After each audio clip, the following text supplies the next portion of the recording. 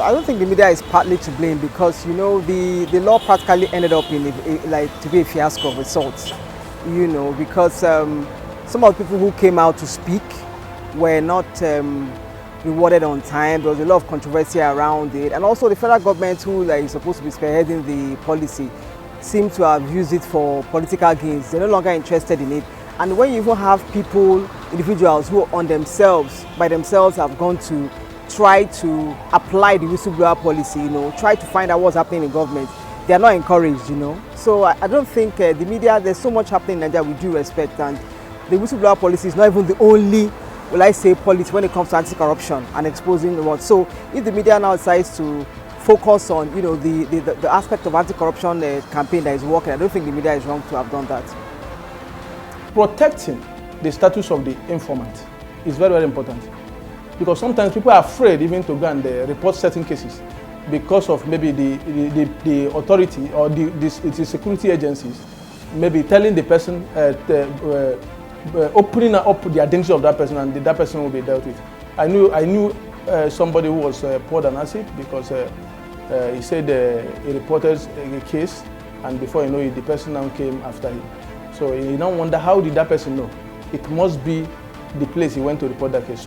Our topic today is media involvement in whistleblowing in Nigeria. And our guest is Comrade Chris Isiguzo, President, Nigeria Union of Journalists. This is Break It Down.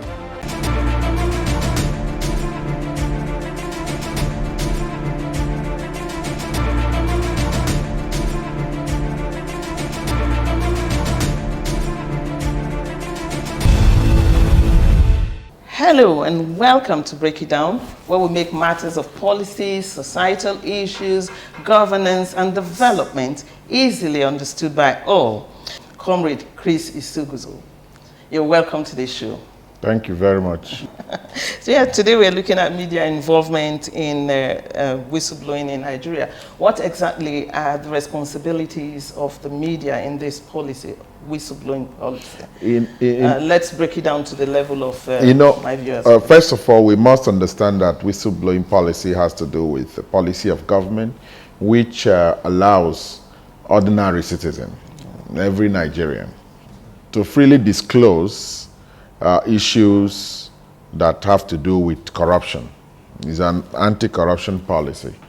There was a time in our history, especially at the advent of the present administration, that we kept hearing of money stashed at different places, somewhere on the major highways, somewhere in private buildings, property, and all that. And so this policy mainly has to do with you don't really need to wait for those constitutionally empowered, like the police, the anti-corruption agencies, EFCC, Economic and Financial Crimes Commission, and of course Independent Corrupt Practices and Other Related Offences Commission, ICPC, and the rest of them, to be the ones trying to unmask. Now, as a citizen, as a Nigerian, as a human being, if you have opportunity of exposing such corrupt acts, or acts of corruption, that you should do that freely. Is like blowing whistle. It's like when you are part of a team that is supposed to secure a community at night, that this night is your own turn. Normally, every member of that team would have a whistle, so that whenever you have any suspicious movement, you are now expected to alert your other colleagues, because at the point where you are, they may not know what is happening there. Because the whistle is loud enough, once it is blown, other people are easily alerted, and they will be on their guard that there is danger. So whistleblowing policy now, properly put, is the one that has put whistle in the hands and mouth of everybody. If you see anything that is not in tandem with laid down rules, please, from your own end, do what? Blow the whistle. So everybody is not just restricted to the media. every Nigerian.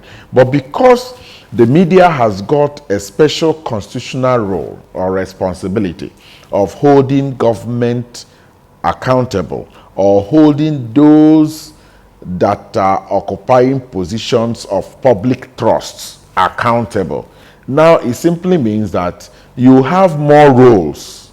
The ordinary Nigerian may have other things he is doing.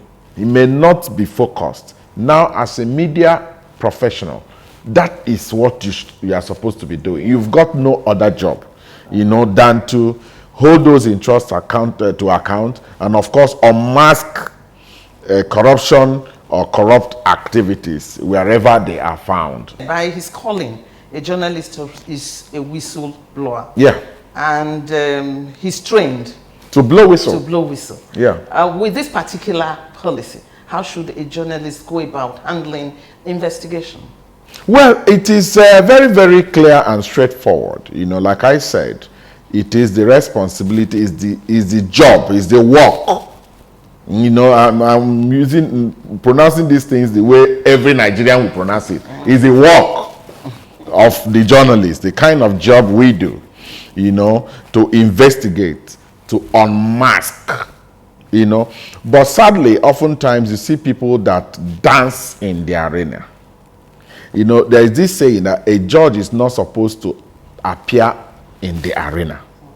You stay, and whatever that is presented before you begin to, A journalist is also not supposed to bring his personal idiosyncrasies, his personal interests and biases.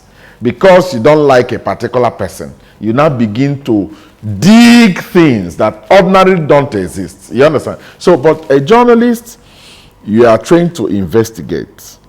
Once that journalist is empowered, you're working somewhere, they've provided the wherewithal for you. Is important, so that you will not be driven by mercantile or pecuniary interests or considerations. So once you are empowered, fully equipped, you go all out to do the job. Investigating something takes a whole lot. Yeah. At some point, you may be required to even pay money for you to get what you want.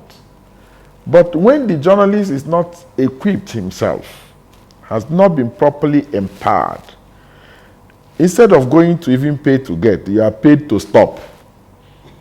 You understand? So the journalist is by training saddled with that responsibility. Who empowers the journalists?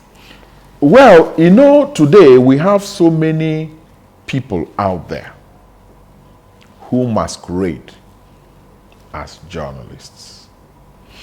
The journalist that's been trained, the journalist that has a place of work, of course, you are supposed to be identified with your place of work. You understand? Assuming I work with, say, AIT, and I have this thing I want to unmask. Of course, I'm not the alter ego in AIT. I will report to my employers. I have this job to do, and these are the things I require to do this job. So it is the responsibility of my employers to properly equip me to be able to go and unmask that, which of course will be in public interest. There was a time that some journalists flew private jets to Nigeria from the US just to come for an interview. You understand? And when we read in the papers then that they were even offered money, and they said, no, we don't do it that way. It's not by our training. We are not supposed to receive this. This is bribe. You understand? For us here, we may have different words or languages for it. They said,